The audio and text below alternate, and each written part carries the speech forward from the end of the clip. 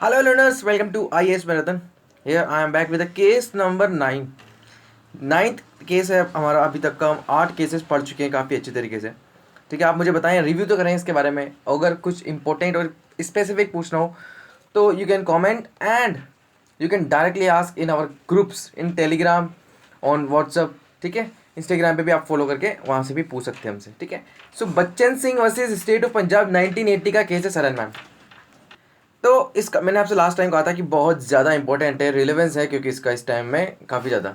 और judicial history जब हम पढ़ते हैं इस तरीके का, जैसे केसेस हम पढ़ रहे हैं, इसका काफ़ी ज़्यादा इंपॉर्टेंस होता है। ठीक है, सो यस, इसमें सबसे इंपॉर्टेंट क्वेश्चन क्या था, क्या डेथ पेनल्टी जो अंडर सेक्शन 302 के अंदर हम देते हैं, जो जुडिशरी देती है अंडर आईपीसी। ठीक है, आईपीसी का सेक्शन 302 के अंदर आपको मौत की सज़ा होती है। ठीक है, लेकिन क्या वो मर्डर के लिए मौत की सज़ा सुनाई जा सकती है क्या? पहली बात तो ये है।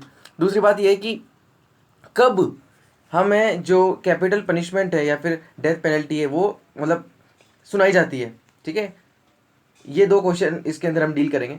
उसके बाद बच्चन सिंह केस में बेसिकली अगर मैं बताऊं तो आपको rarest of the rare case की जो डॉक्ट्राइन थी, है ना, तो इसका इवोल्यूशन इसके अंदर ही हुआ था।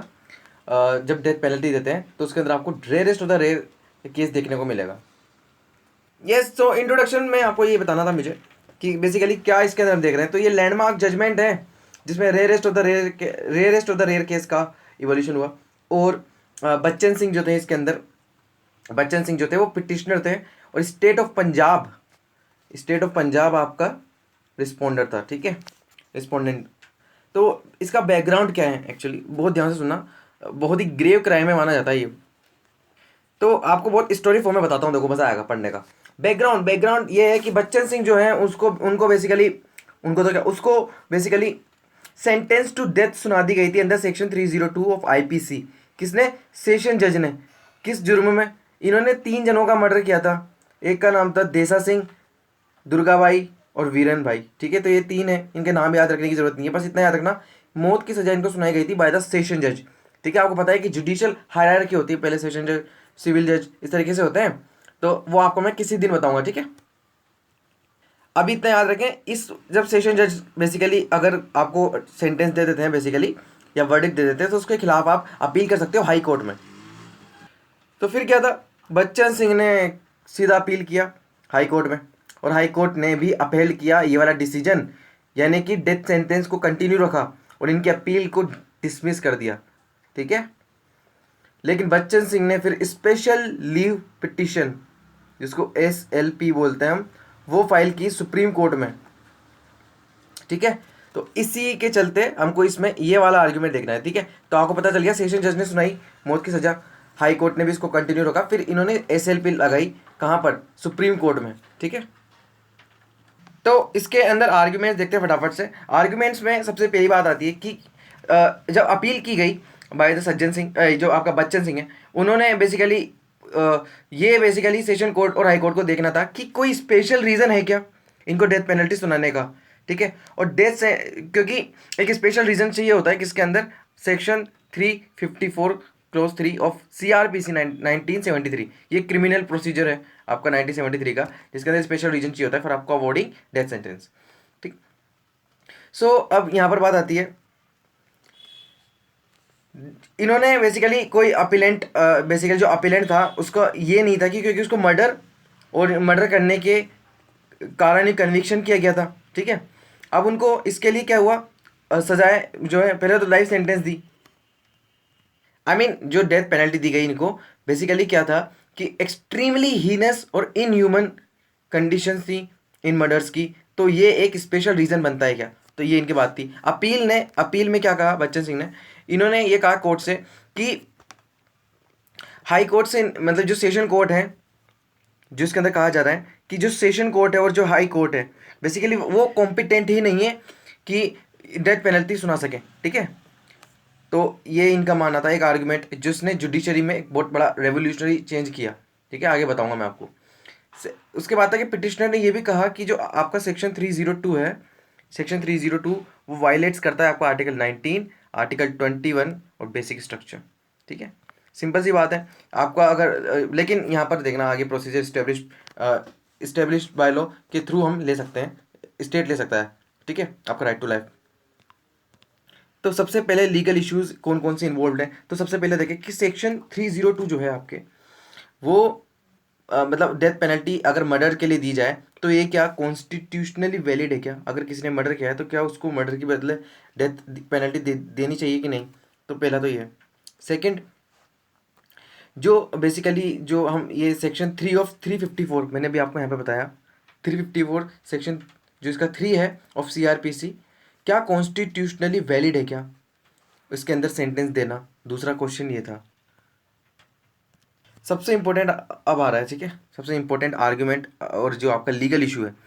देखो सेक्शन 302 जो कि सजाए मौत है बेसिकली। अब ये क्या आपका फंडामेंटल राइट का वायलेशन करता है, आर्टिकल 19 और आर्टिकल 21, हाँ, या फिर जो बेसिक स्ट्रक्चर है, और आर्टिकल 6, बेसिकली ये आर्टिकल 6 है, सेक्शन नहीं है, आर्टिकल 6, ठीक है, आर्टिकल 6(1) ऑफ आपका international covenant of civil and political rights, जो कि यूनाइटेड नेशन जनरल असेंबली ने अडॉप्ट किए थे, ठीक है। लास्ट है सुप्रीम कोर्ट की पावर जो है to lay down the norms कि कौन कौन से एरियाज में डेथ पेनल्टी को इम्पोज करना चाहिए, है ना, कि या फिर उसको मर्डर की कैटेगरी के अंदर ही ले जा करके सिमेट देना चाहिए, यानी कि मर्डर के अलावा भी किस किस लेवल तक हम डेथ पेनल्टी दे सकते हैं, ठीक है, ये बात अभी कही गई। तो सबसे पहला देखो, अब यहाँ पर जजमेंट पढ़ते हैं। जजमेंट सबसे इंपॉर्टेंट जजमेंट ही होता है आपका, ठीक है। तो जजमेंट इन्होंने कहा, सुप्रीम कोर्ट ने कहा कि आपका जो ये आर्टिकल 19(1) है जिसमें आप राइट टू लाइफ मांग रहे हो, ये आपका एब्सोल्यूट राइट नहीं है, ठीक है, तो it can be violated. Second आता है, अब एक बहुत ही ज़्यादा कॉन्सेप्चुअल यहाँ पर आर्गुमेंट दिया गया है, सुनना बहुत ज़्यादा इंपॉर्टेंट है। इन्होंने सुप्रीम कोर्ट ने एक डिस्टिंक्शन दिया है किसके बीच में, लॉ एंड ऑर्डर और पब्लिक ऑर्डर के बीच में। इन्होंने कहा है कि जो वायलेंट क्राइम्स करते हैं ना, वो भले ही नेचर में सिमिलर हो, जैसे कि कोई का मर्डर कर दिया, लेकिन वो डिफरेंट कॉन्टेक्स्ट में और डिफरेंट सर्कमस्टांसेस में हो सकते हैं, है ना, और इनसे डिफरेंट कॉजेज निकलेंगे, तो वो बेसिकली डिफरेंट रिएक्शंस होंगे, समझ रहे हो। यहाँ पर इन्होंने कहा है कि क्राइम भले ही एक ही नेचर का हो, लेकिन उनके रिएक्शंस डिफरेंट हो सकते हैं, क्योंकि वो डिफरेंट कॉन्टेक्स्ट में और डिफरेंट सर्कमस्टांसेस में हुआ है वो मर्डर, है ना। द रियल डिस्टिंक्शन इनके बीच में ये है, जो लॉ एंड ऑर्डर और पब्लिक ऑर्डर के बीच में बताया है, कि वो सिर्फ नेचर पे ही बेस्ड नहीं है, क्वालिटी ऑफ द एक्ट पे भी है, यानी कि किस डिग्री में, ठीक है, किस एक्सटेंट में कहा जाता है। अब देखना ये चीज बात जो है आपके आगे काम आएगी जब वो कहते हैं कि ये rarest of the rare case है, ठीक है, तो इस तरीके से।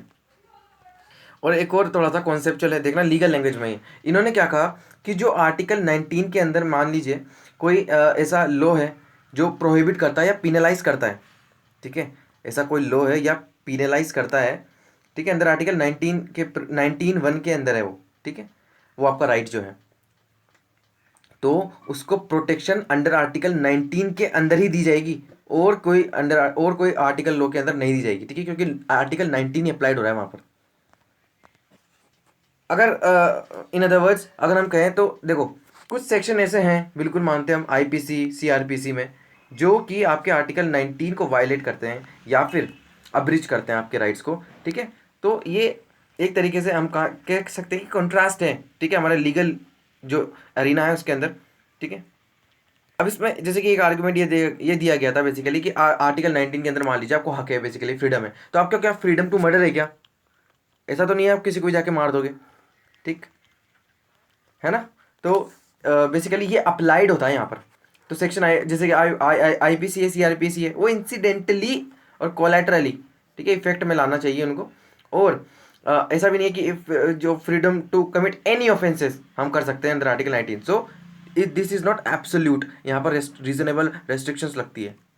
अब यहाँ पर मनेका गांधी केस का एक बेसिकली रेफरेंस लिया गया है, और उसके अंदर बेसिकली आर्टिकल 21 की एक डेफिनेशन दी गई है, बहुत ही पॉजिटिव टर्म्स में इसके बारे में बताया गया था। सुप्रीम कोर्ट ने खुद ने कहा था कि आर्टिकल 21 है, इसके अंदर a person may be deprived of his life और personal liberty in accordance with a fair just and reasonable procedure establish by valid law.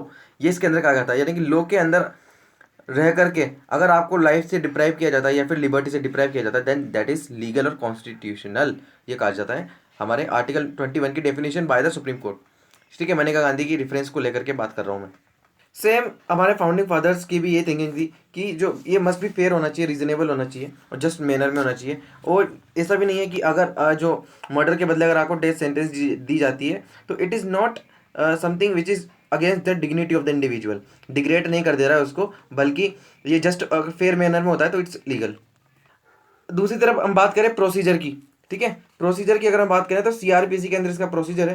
तो हम ये नहीं कह सकते हैं कि अगर आपको मर्डर के बदले कैपिटल पनिशमेंट दिया जा रहा है या फिर कोई भी अदर कैपिटल क्राइम के लिए, तो अनफेयर नहीं है, अनरीजनेबल भी नहीं है और अनजस्ट भी नहीं है। ओवरऑल अगर आपको डेथ पेनल्टी दी जाती है for the offence of murder violets, तो ये बेसिक स्ट्रक्चर डॉक्ट्राइन को क्या करेगी, वायलेट करेगी, ऐसा हम बोल नहीं सकते। यानी कि इट डज नॉट और can not violate the basic structure doctrine, ये कहना था सुप्रीम कोर्ट का।